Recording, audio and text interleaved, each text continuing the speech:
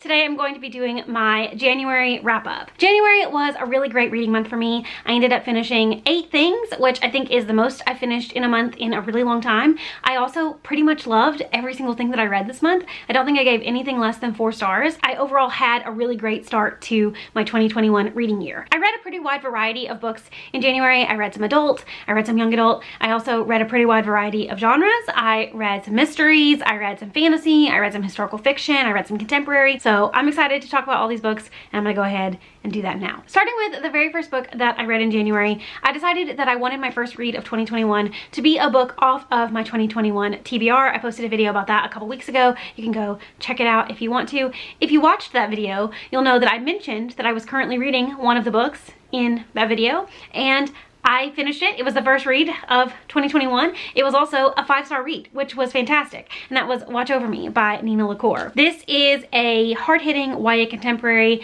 that also has a bit of a speculative element to it. It's about a girl named Mila who has been in the foster system since she was very young.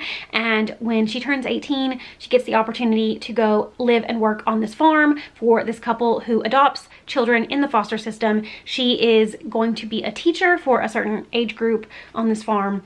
And when she gets there, she finds out that it's kind of like the most ideal situation for her. She has a life and a family like she's always wanted, but the farm is haunted, and she might also have to confront some of her own ghosts of her own past along the way. I truly loved this book. It is one of the best books that I've ever read. I can't imagine a world where this is not on my favorite of 2021 list, unless I just read a bunch of like really phenomenal books the rest of the year, because this was absolutely phenomenal. Nina LaCour is an author that I've read quite a few books from, and I've basically enjoyed everything by her that I've ever read, and this is above and beyond her best book that I've ever read. Like, it is truly top-notch in terms of writing and characterization and story. Just everything about this book was so good. I would really recommend going into it knowing as little as you can. I wouldn't do a lot of research. It's a short read. I'd honestly also recommend reading it in one sitting if you can, because it is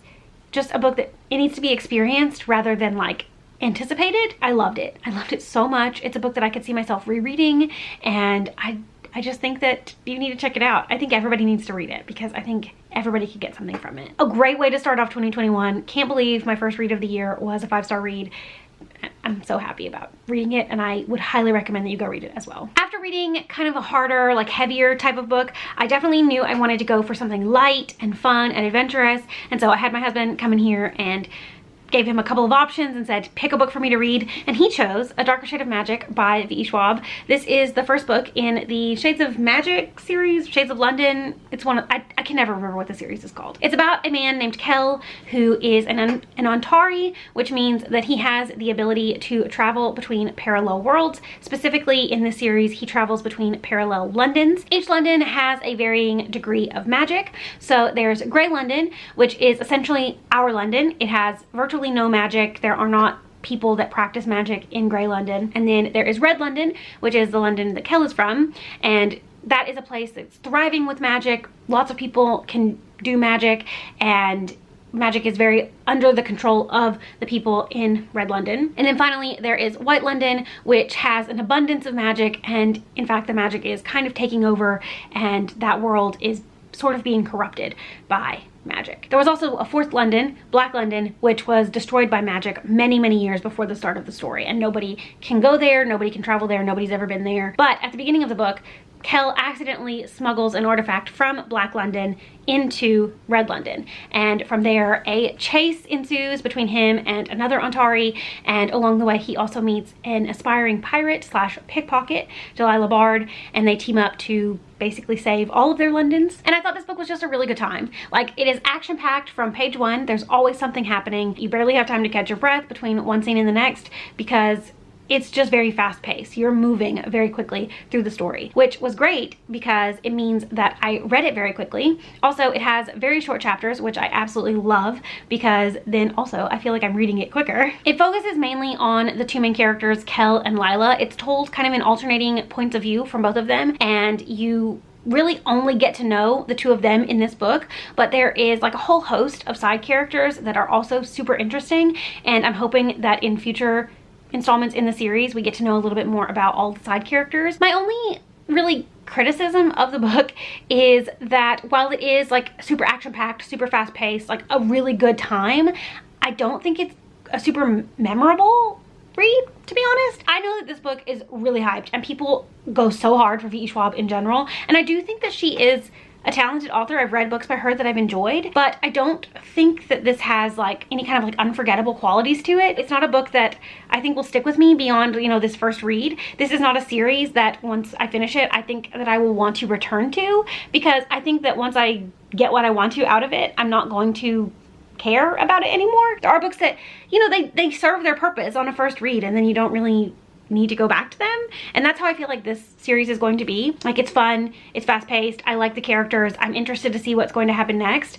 but I don't like think this is going to be a new favorite. I don't think this is going to be something that is going to stick with me beyond, you know, an initial reading, which I guess is a little bit disappointing and, like I said, kind of a harsh thing to say, but it is what it is. That is my impression of the story, and it's what I believe to be true for myself in this reading experience. But obviously, like, that's not true for everybody. Lots of people love this series, like rave and rave about it, reread it all the time, and so maybe I'm alone out here thinking that V.E. Schwab is just an okay author for me. I did like this. I would recommend it if you're looking for something fast-paced, action-packed, full of dynamic characters. It's something that I definitely do want to continue on and read the rest of the series, but it's not like the most special thing in the world. Like, it's not the new favorite book of all time, so there's that. I'm glad I read it though. It's been on my shelf unread for so long, and I'm glad I finally got around to reading it because I enjoyed myself. Next up, I read a YA mystery on the recommendation from Michelle Reads YA. I read Monday's Not Coming by Tiffany D. Jackson. Like I said, this is a YA mystery all about a girl named Claudia whose best friend Monday has disappeared. She basically stopped answering the phone. She doesn't come to school. Nobody really knows what exactly has happened to her, but also nobody seems to care that much except for Claudia. This book is all about Claudia trying to figure out what happened to her best friend, trying to figure out why she suddenly just disappeared, and knowing that Monday would never just stop coming around, stop answering the phone, not try to get in contact with her if something bad hadn't happened. I really enjoyed this book.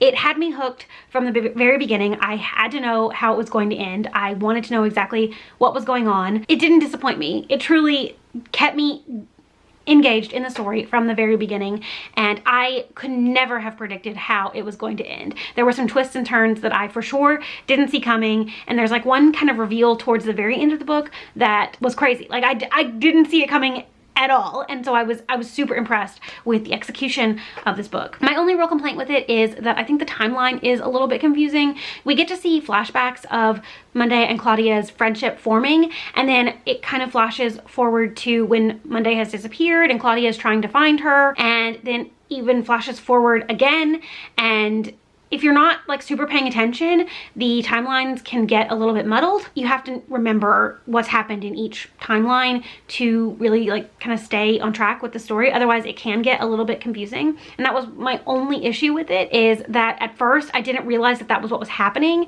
And so I was very confused. But once I kind of figured out the timeline and I figured out like which stories followed up with each other, then I was able to follow it much better. And that also could have been because I was listening to the audiobook rather than reading it physically. I might not have had that issue if I had been reading it physically, because I would have been able to like flip back and forth and remind myself like what had happened previously in that timeline. Just a small thing, but overall that didn't really take away from my enjoyment of the book. I did really enjoy it, and I can definitely see why so many people enjoy it, and I definitely can see why Tiffany D. Jackson is such a popular author. She's definitely someone that I want to read more from in the future, because this was just really great. The next two books I'm only going to briefly mention because I talked about them in my reading books similar to one of my favorite books vlog, my first installment in my Readers Also Enjoyed vlog series that I'm hoping to do throughout the year. These are two books that I read to compare them to The Seven Husbands of Evelyn Hugo, which is one of my favorite books, and so I'm not going to talk about them in detail here because I've already done a whole vlog and I go into a lot of detail about my thoughts and feelings about both of these books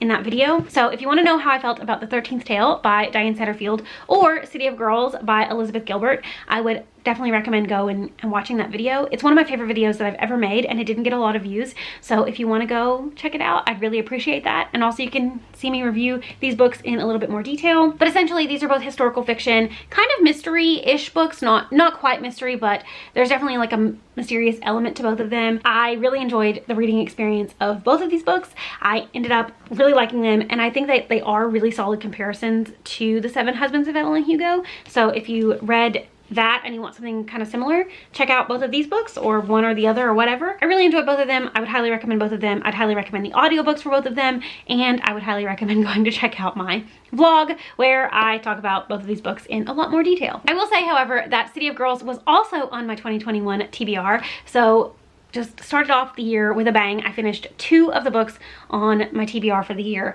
and I'm hoping that I can stay kind of on track with that for the rest of the year. The next book I finished was Across Green Grass Fields by Shauna Maguire. This is the 6th book in the Wayward Children series, which is a YA kind of adult series about children who have the opportunity to go through magical doorways into other worlds, and then sometimes they are sent back to our world and they can't cope, and so their parents send them to Eleanor West's home for wayward children, and each book kind of builds on the previous books. The odd numbered books in this series follow basically a linear timeline. They are set at Eleanor's school, and you kind of like have to read them in order. And then the even numbered books in the series are origin stories of characters that we've previously read about or heard about in the other books. 1 through 5 you definitely have to read in order, and then 2, 4, and 6 you can kind of read however you want.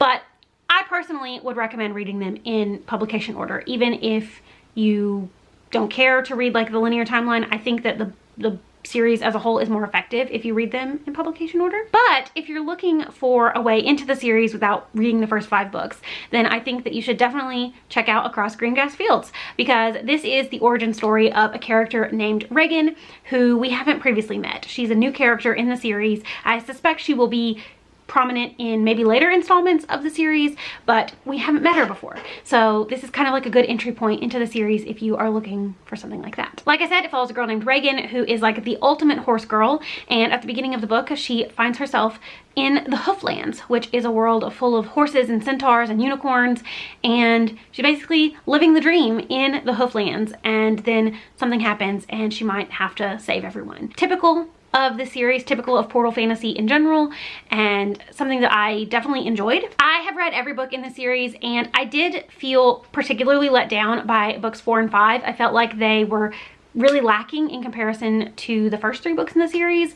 So the 6th book I feel like was a really good rejuvenation that the series desperately needed. Like, it's a good reset point because it follows a character we haven't read before, but it also just like, I don't know, brought the series back to life for me in a way. Like I said, was so disappointed by books 4 and 5 that I was kind of ready to give up on this series as a whole, but I'm glad that I pushed through and read book 6. The books in this series come out every January, so it'll be a little bit before we get book 7, but Shauna Maguire has said that she has several more books in this series planned, including some origin stories from some characters that we have previously met and followed in other books. So I'm really excited about any future installments in this series. It's a series that I'm going to continue with, and it's one that I would definitely recommend checking out if you haven't yet. The first book, Every Heart a Doorway, is still my favorite in the series, but as a whole, this is just a really fun, really entertaining series, and if you are looking for something like this, short, entertaining, fun, all those things I already said, then I definitely recommend checking out the Wayward Children series. The next book I read was another mystery thriller, although it was an adult mystery thriller this time, and that was Don't Look for Me by Wendy Walker.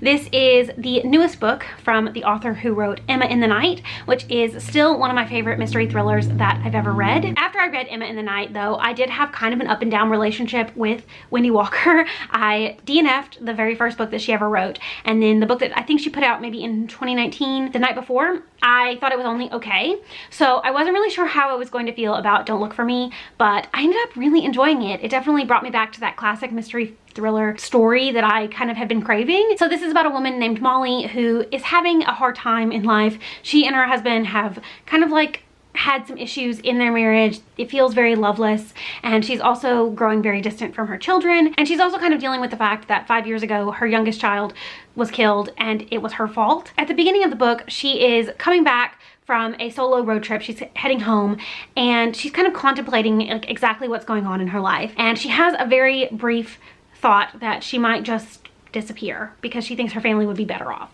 And then she realizes that she loves her family and she definitely wants to fight for her family, and so she completely changes her mind. But she disappears. Her car is found on the side of the road and nobody has heard from her in several days. And then they find a note in a hotel room basically saying, I'm gone, don't look for me, I'm not coming back, you're better off without me. And the police close the investigation. But Molly's 21-year-old daughter is certain that something bad has happened to her mom because she doesn't think that her mom would ever just leave them like that. And so she sets out to figure out what exactly happened and why her mom disappeared. It's told in alternating point of views and also alternating timelines. It's following Molly the night she disappears, and then it's following her daughter Nicole a couple weeks in the future as she is trying to figure out what exactly has happened. I really enjoyed it. I thought that the way that the author built up the story was so good. It definitely is more of just a classic mystery thriller. It has a lot of those classic mystery thriller tropes, but if they're done right, the book can be super enjoyable. There's not a lot of like convoluted plot here. It's pretty straightforward from the beginning, and I enjoyed that so much about this book. I will say that I did kind of predict how it was going to end. Part of the way through the book, I had a prediction and I ended up being right. But then at the very end of the book, there's another twist that I definitely didn't see coming, and I love when mysteries surprised me like that. Overall, super enjoyable reading experience, and finishing this book definitely kind of brought me back around to Wendy Walker, because I was thinking like maybe she's just a one-off favorite. Emma in the Night is just, you know, something that stands above everything else. But after reading Don't Look For Me, I definitely will continue to read whatever Wendy Walker writes in the future because I really enjoyed this book, and I would definitely recommend checking it out if you haven't yet. And then the final book that I read in January, I really wanted to finish 8 things in January. It was one of my goals for the month. So I decided to pick up something really short just to finish off the last couple days of the month. And so I decided to read The Empress of Salt and Fortune by Niveau. This is a really short novella about a cleric named Chi, and Chi's job is basically to just go around this kingdom and collect stories and histories of the people and places that they meet along the way. At the beginning of the book, you find out that this kingdom is kind of in a transitional period. A new empress is about to take the throne, and Chi is on their way to the capital city to record this transition, and they meet a character named Rabbit, who was a handmaiden to the Empress of Salt and Fortune, who was an empress that, while very beloved and very popular in the kingdom, not a lot of people know her history. Not a lot of people know exactly where she came from or know what her story is. So Rabbit tells Chi the story of the Empress of Salt and Fortune. Like I said, this is a really short book. It's a novella. I think it's like less than 130 pages. And I think the length of the book is its most effective tool. If the book had been any longer, I think it would have been too much. I think that the length of the book was perfect for this story. Basically, from the beginning, we kind of know that there's going to be some kind of reveal in the Empress of Salt and Fortune's story. Rabbit keeps asking Chi, do you understand? Do you know where this story is going? At first, we don't know where the story is going, but slowly, as we are learning more of this story, the pieces kind of start falling together until we get to that moment where there is that reveal, and then kind of everything is tied together. And I just thought it was really great. I really, really enjoyed this book. This is the first book in what I hope will end up being a really long series, because I loved this one, and I definitely feel like the writing style and the characters and just the way that everything kind of played out was so great. And I am so excited to pick up the second book, which came out kind of towards the end of 2020. And like I said, any future installments in this series, I will definitely be reading them because I really enjoyed it. It is just a really satisfying reading experience, and if you're looking for something kind of that nature, if you're wanting something short, this is one that I would highly recommend checking out. So good. Just one of the best reading experiences I've had in a really long time, and I can't wait to continue on with the series and read more about Chi and their adventures in the future. So those are all the books that I read in the month of January. It was such a good reading month. Like I said, everything that I read I really enjoyed. Let me know down in the comments if you've read any of the books that I mentioned in this video and what you thought about them. Do we have similar or different opinions? I'd really love to know. Also, let me know some books that you read in the month of January, or maybe let me know what your favorite book that you read in January was. I'd really love to know that as well. Thank you so much for watching. I hope you enjoyed this video, and I will see you again very soon. Bye.